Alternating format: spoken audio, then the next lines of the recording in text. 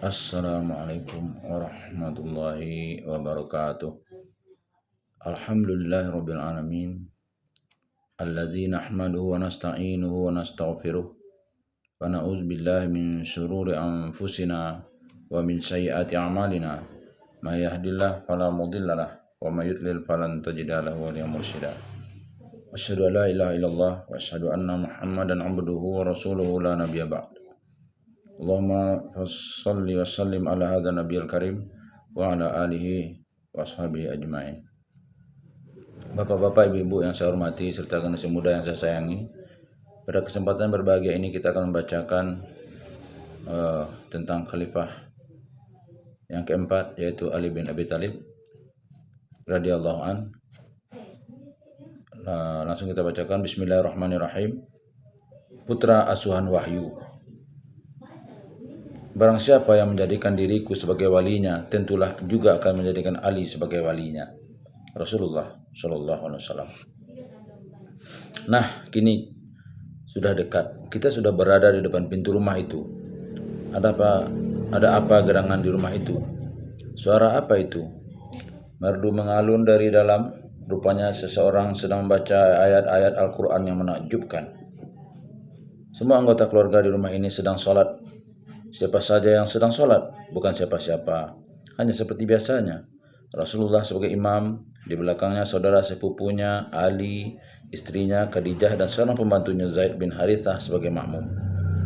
Alangkah indahnya panorama itu, alangkah menyejukkan ayat-ayat Al-Quran yang berkumandang dari dalam rumah ini.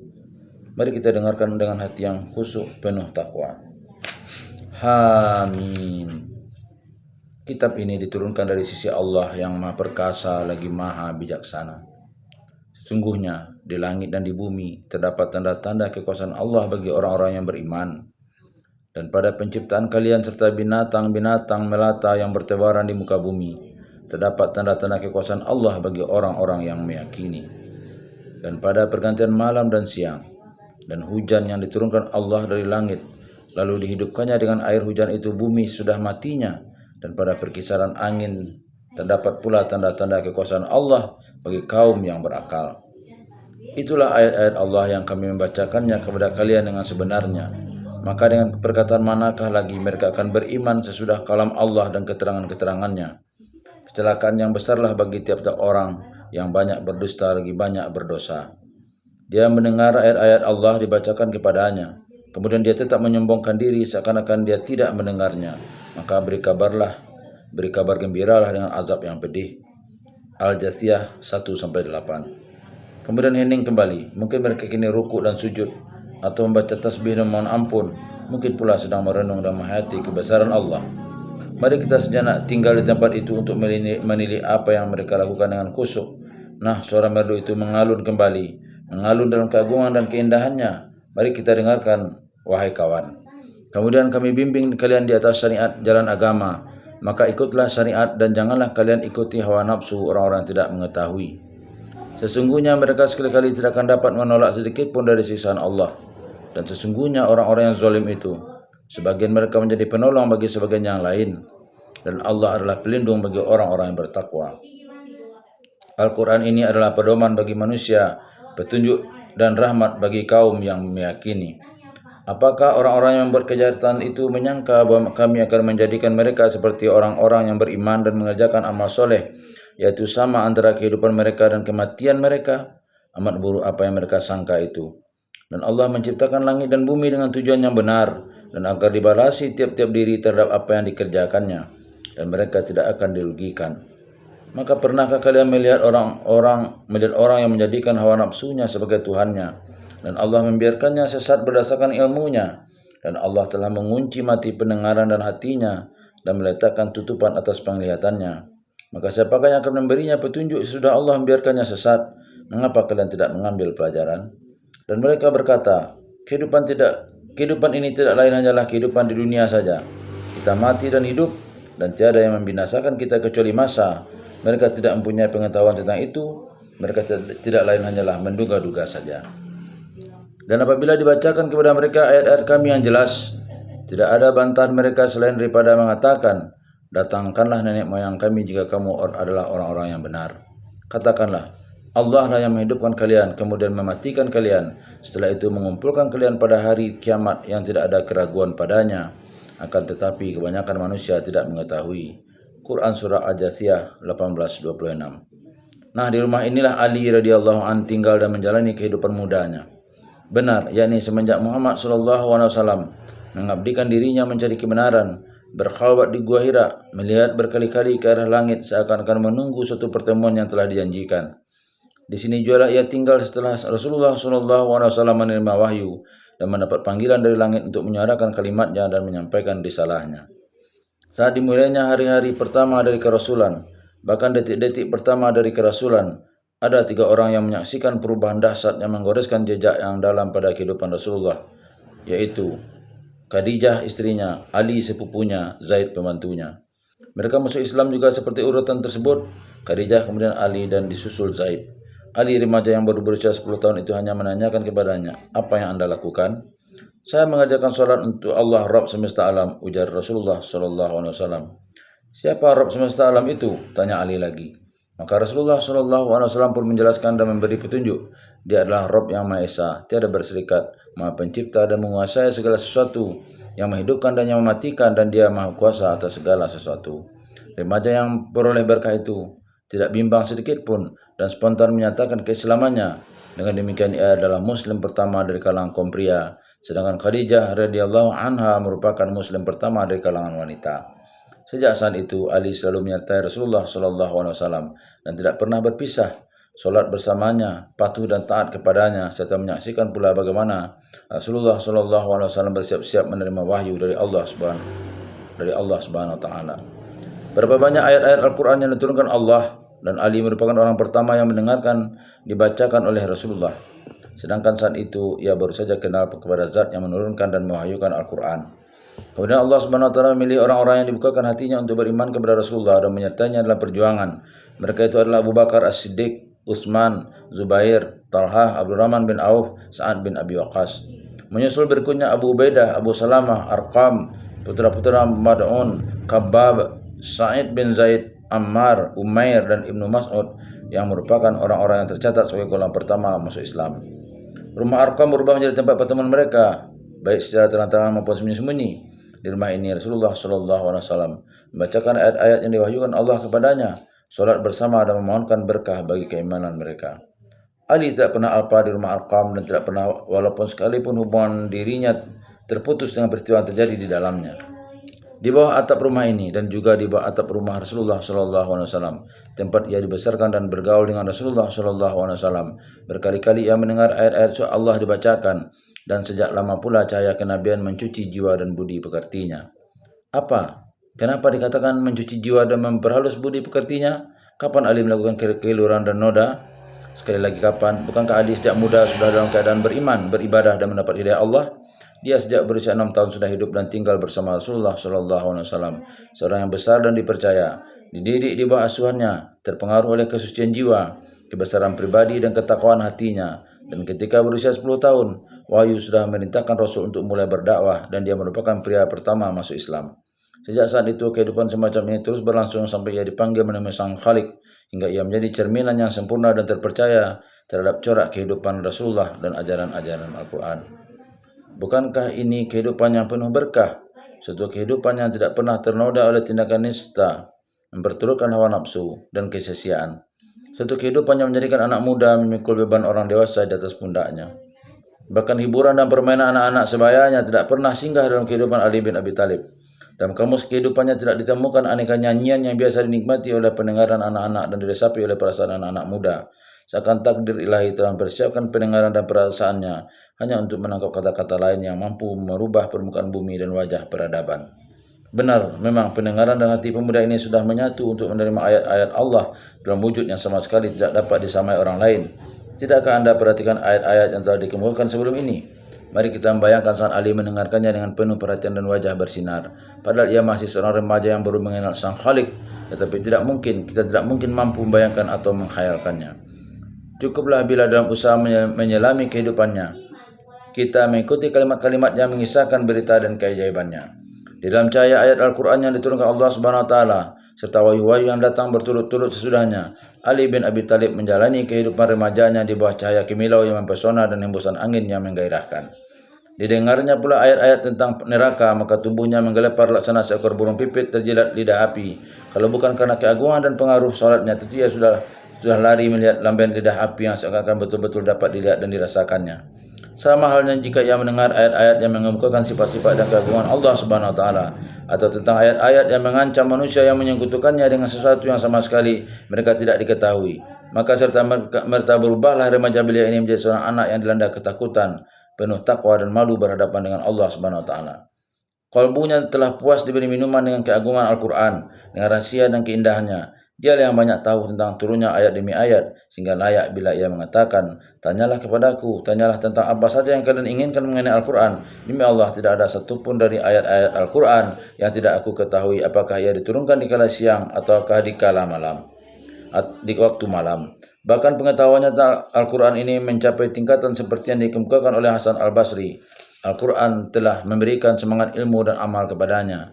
Al-Quran baginya seakan-akan sebuah taman yang bermain dan alam yang terang benderang. Itulah Ali bin Abi Thalib, itulah dia yang kita harap dan kita tidak berlebih-lebih bila menyebutnya anak didik wahyu. Sepanjang tahun-tahun pertama turunnya wahyu, pemuda ini selalu berada bersamanya, menyaksikan turunnya dan terlebih dahulu sampai kepadanya sebelum orang lain mendengarnya dari Rasulullah. Dipersiapkannya pendengaran hati dan seluruh jiwanya untuk menerima rahasia dan cahayanya. Sudah sejak lama masyarakat Mekah mengenalnya sebagai orang kedua setelah Rasulullah SAW.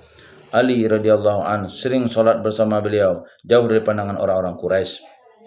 Nun jauh di sana, di tepi padang pasir yang sunyi yang tidak dapat dicapai oleh pandangan siapapun, kala alam semesta membukakan rahasia kebesarannya, Ali menerima ayat-ayat suci yang telah diwahyukan Allah kepada Rasul melalui lisan beliau sendiri. Jiwanya terbuka dan semangatnya bergelora, hatinya menyatu dan rohnya bebas merdeka. Kepribadiannya dengan segala keistimewaannya, baik yang diwarisinya maupun yang dibinanya sendiri, mendapatkan pengaruh kuat yang tak tertandingi, dan dengan gembira berserah diri kepada genggaman ayat-ayat yang diimaninya sebagai wahyu dari agama ilahi, dan meyakini bahwa orang yang membacakan kepadanya itu adalah Nabi dan Rasulnya. Dengan demikian tidaklah aneh manakala kita lihat Ali dalam seluruh kehidupannya berserah diri sepenuhnya kepada Al-Quran, tidak pernah berpaling atau mengabaikannya sedikit pun. Dia adalah anak didik wahyu dan murid pertama Al-Quran. Dialah pria pertama yang masuk Islam. Dia telah mendengar pertanyaan yang dengan jelas dilontarkan oleh ayat Al-Quran. Itulah ayat-ayat Allah yang kami membacakannya kepadamu dengan sebenarnya. Maka dengan perkataan manakah lagi mereka akan beriman sesudah kalam Allah dan keterangan-keterangannya. Al-Jathiyah 6. Pemuda yang tunduk pada Al-Quran ini selalu bergetar tubuhnya karena beban pertanyaan yang dihadapkan Al-Quran kepada dirinya. Oleh sebab itu, dengan suara tertahan ia menjawab pertanyaan itu.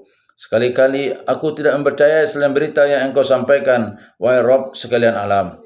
Dari ayat ini dan dari ayat-ayat lain yang sejenisnya, kalbu Ali meragukan keyakinan dan kepasrahan dirinya kepada Al-Quran dengan kecintaan yang tidak ada bandingnya. Didengarnya pula bagaimana Al-Quran menggariskan kepada Rasulullah SAW jalan yang lurus. Kemudian kami bimbing kamu ke jalan yang benar, maka ikutilah jalan itu dan jangan sekali-kali engkau mengikuti hawa nafsu orang-orang yang tidak mengetahui. Quran Surah Al-Jasiyah 18. Melalui ayat ini dan ayat-ayat lain yang sejenisnya, Ali beroleh semangat dan kemauan keras yang luar biasa untuk menempuh jalan lurus dengan langkah tetap lagi pasti, tidak peduli akan keinginan orang-orang yang tidak mengerti, dengan keteguhan seorang suci dan ketabahan seorang Rabbani. Allah selalu bersama anda, wahai Abu Hasan. Tahukah anda pertempuran sengit mana sajakah yang akan diterjuninya dalam rangka menghadapi orang-orang yang tidak mengerti? Disebabkan penyerahan dirinya penuh kepada Al-Quran dan kesaksiannya terhadap terbit dan menyingsingnya cahaya wahyu, maka Ali adalah anak didik wahyu. Dan disebabkan ketundukannya kepada Islam dan kedahuluannya masuk agama itu, maka Ali adalah laki-laki pertama yang masuk Islam. Julukan As-Sabiqun Al-Awwalun bukanlah semata-mata karena sejarah kronologis Ali memang paling dulu masuk Islam.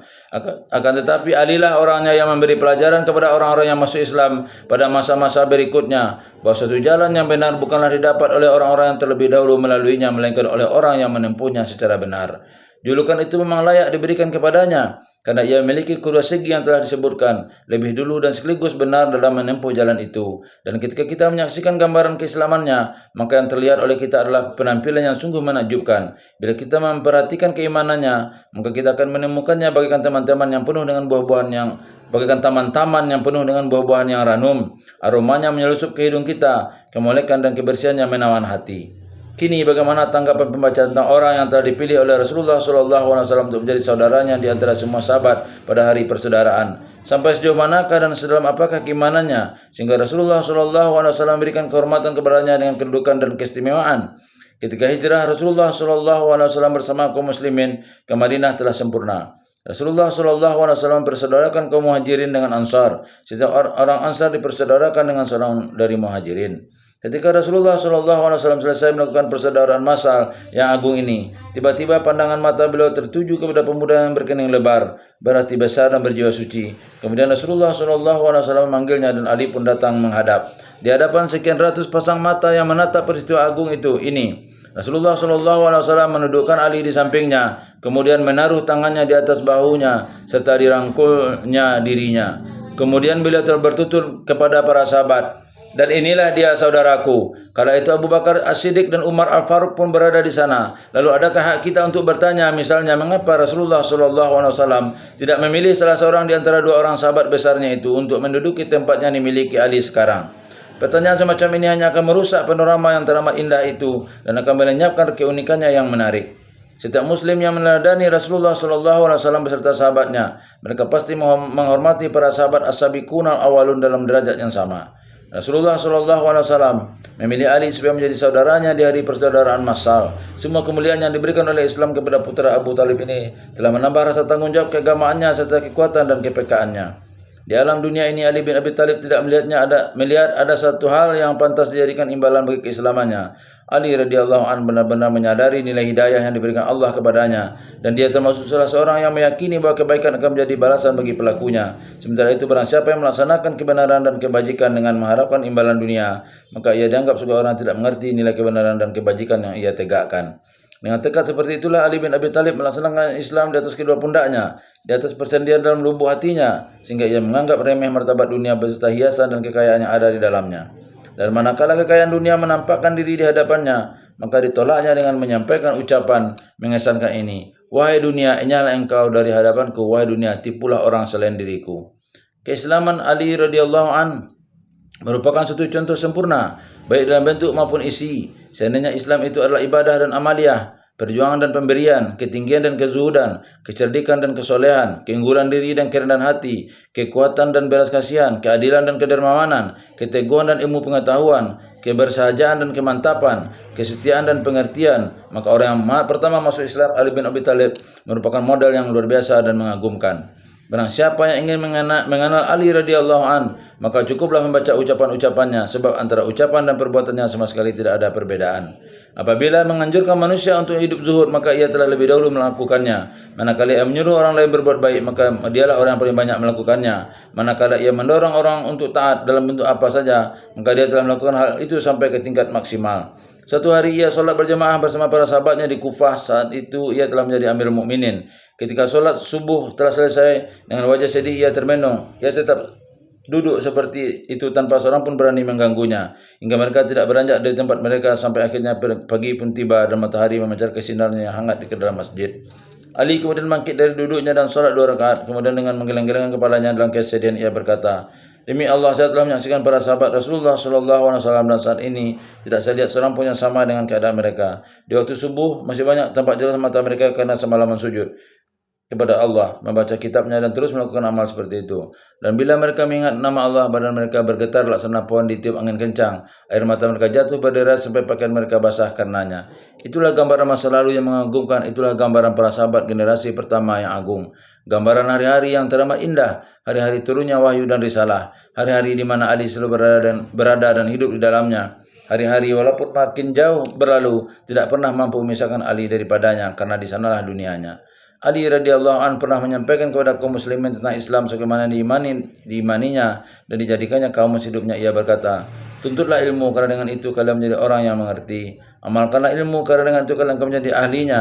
Ketahuilah bahwa sesungguhnya dunia ini akan pergi menjauh, sedangkan akhirat makin mendekat. Dan masing-masing mempunyai anak buah dan pengikut-pengikutnya. Oleh sebab itu, jadikanlah kalian pengikut akhirat, dan sekali-kali jangan menjadi pengikut dunia. Ketahuilah bahwa sesungguhnya orang-orang yang zuhud menjadikan bumi ini sebagai hamparan, tanah sebagai alas tidur, dan air sebagai pencuci diri. Ketahuilah barang siapa yang rindu kepada akhirat, pastilah akan lupa pada hawa nafsunya. Barang siapa yang takut akan neraka, pastilah akan menghindarkan hal-hal yang haram. Barang siapa yang menginginkan surga, pastilah akan bergegas dan menjalankan ketaatan. Barang siapa yang berlaku zuhud di dunia, pasti tersaringan beban masalahnya. Ketahuilah Allah punya hamba-hamba yang terhindar dari kejahatan diri mereka. Hati mereka selalu cemas dan berduka. Jiwa mereka suci, kebutuhan mereka ringan dan mudah terpenuhi. Mereka bersabar dalam penderitaannya hanya sebentar ini demi akhir kesudahan yang panjang dan menyenangkan kelak. Apabila kalian melihat mereka di malam hari, mereka tegak berdiri melakukan solat dan pipi mereka basah bersimbah air mata. Berbisik dalam keheningan malam kepada Allah untuk membebaskan diri mereka dari dosa. Di siang hari mereka adalah orang-orang yang kelaparan dan kehausan, penyantun, suci dan perbuatan maksiat. Bertakwa kepada Allah seakan mereka ini adalah orang yang lemah. Sehingga setiap orang yang melihatnya akan berkata orang ini pasti sakit. Padahal dia sama sekali tidak sakit, akan tetapi ia sedang menghadapi masalah teramat berat. Ya, menghadapi masalah yang amat berat, itulah yang menjadi beban pikirannya. Ia tidur dalam dengkurannya dan membangun karena pekik soraknya. Itu semua karena agama Allah yang dipikul amanahnya dan dibaca kitabnya. Serta hari kebangkitan di mana ia akan berdiri di hadapan pengadilan Robnya untuk menerima balasan dari perhitungan amal perbuatannya. Apakah karena hal ini Ali tidak tidur dan beristirahat? Benar, karena itulah ia menghabiskan waktu malam dan siangnya untuk melakukan ibadah hingga melemahkan tubuhnya yang kuat dan perkasa itu, dan karena semua itulah ia meninggalkan kehidupan dunia dan sama sekali tidak pernah menghiraukannya. Saat ia menjabat sebagai khalifah, ia menolak untuk menempati mahligai di kota Kufah dan memilih padang terbuka dan rumah yang telah ditinggalkan penghuninya sebagai kantor dan tempat kediamannya. Para pembantunya mendasarnya agar menempati mahligai yang telah disediakan baginya, namun dia menjawab, tidak, saya tidak akan menempati gedung sial itu untuk selama-lamanya. Karena itu pula Ali radhiyallahu an selalu mengenakan pakaian kasar, sehingga para sahabatnya memintakan untuk diri dan jabatannya hak sebagai seorang khalifah. Namun segera ia berkata, pakaian ini yang sedang dipakai memalingkan saya dari kecongkakan dan membantu saya berlaku khusyuk dalam salat. Ini adalah orang teladan yang paling baik di mata masyarakat agar mereka tidak boros dan menyombongkan diri. Kemudian dibacanya ayat Al-Quran di bawah ini. Sebagian di negeri akhirat itu kami sediakan bagi mereka yang tidak suka menyombongkan diri dan melakukan kerusakan di muka bumi, dan kesudahannya yang baik itu bagi orang-orang yang bertakwa. Al-Qasas 83. Ia tidak pernah tergiur sedikit pun oleh urusan-urusan duniawi. Karena terhadap urusan ini ia telah memutuskan hubungannya dan telah mengucapkan selamat berpisah. Kenapa begitu? Sungguhnya bagi Ali radhiyallahu an, kampung akhirat adalah tempat kediaman yang hakiki lagi kekal abadi. Semua penduduk dunia sepanjang masa dan setiap waktu hanyalah merupakan orang-orang yang berjalan menempuh sebuah jembatan. Manakala berakhir perjalanan mereka, maka di hadapan mereka terbentang keabadian. Apakah akan masuk surga atau neraka? Untuk itu, marilah kita perhatikan apa yang dikatakannya. Hari ini adalah suatu perlombaan yang untuk merebut kemenangan di hari esok. Ketahuilah bahwa sesungguhnya kalian kini berada dalam angan-angan, dan di belakangnya menunggu ajal dan kematian. Barang siapa yang sedikit amalnya dalam dunia angan-angan ini, maka kelirulah amal perbuatannya dilakukannya. Camkanlah. Barang siapa yang tidak dapat memanfaatkan kebenaran, maka dia akan rusak oleh kebatilan. Dan barang siapa yang tidak dapat diluruskan oleh petunjuk, maka ia akan diselewengkan oleh kesesatan.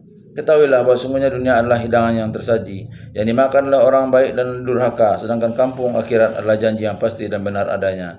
Di sana ada raja yang maha kuasa yang akan bertindak sebagai hakim tertinggi. Yang paling kutakuti menimpa kalian semua ialah memperturutkan hawa nafsu dan panjang angan-angan. Sesungguhnya memperturutkan hawa nafsu akan mengakibatkan berpaling dari kebenaran. Panjang angan-angan akan membuat orang lupa daratan. Biarkanlah badai dan topan bertiup dan menerbangkan gunung di sekitar Ali bin Abi Thalib, karena sungguhnya ia tidak akan tergoyahkan untuk memperturutkan hawa nafsunya. Sesungguhnya panjang angan-angan itu melupakan akhirat. Begitu katanya, sedangkan ia sama sekali tidak mau berpaling dari kebenaran dan lupa akhirat. Kebenaran adalah kehidupannya dan kampung akhirat adalah kediamannya. Kezuhudan Ali radhiyallahu an bukanlah merupakan kezuhudan seseorang yang melarikan diri dari risiko dan tanggung jawab hidup. Kezuhudan yang ada pada dirinya dibentuk oleh keislamannya, yang menjadikan tanggung jawab sebagai bagian dari perintah agama, sedangkan amal soleh sebagai ibadah dan pendekatan dirinya. Di sini kita temui Ali radhiyallahu an meluruskan pandangan dan membetulkan neraca terhadap kehidupan duniawi, dan sama sekali tidak pernah terdengar ia mencela kehidupan ini sebagaimana biasanya orang yang lemah dan pasrah kalah. Tentang hal ini ia pernah mengatakan sebagai berikut. Dunia ini adalah tempat kebenaran bagi mereka yang menghadapinya dengan benar, tempat keselamatan bagi mereka yang dapat memahaminya, dan merupakan kampung kekayaan dan perbekalan bagi mereka yang mampu mengambil manfaat darinya. Ia merupakan tempat turunnya wahyu ilahi, tempat sujud para nabinya, tempat perdagangan para walinya, di mana mereka beroleh keuntungan dari rahmatnya dan berhasil mencapai nikmat surganya. Benar, inilah dunia seorang muslim. sebagaimana yang dipahami oleh putra asuhan wahyu dan orang yang pertama masuk Islam. Dunia adalah kampung untuk beramal, bukan untuk bermain dan bersenda gurau. Disinilah tempat manusia berikhtiar agar jiwanya dapat berkembang dan dapat mencapai tempat kembali yang bahagia di saat semua orang nanti harus berhadapan dengan Rabbul Alamin. Dunia adalah tempat kebenaran bagi orang yang hidup dengan benar dengan memikul tanggung jawab dan tugasnya. Kampung keselamatan bagi mereka yang memasuki pintu keselamatan yang tersedia. Untuk sementara itu yang kita bacakan, semoga ada manfaatnya. Bila taufik wal hidayah. Assalamualaikum warahmatullahi wabarakatuh.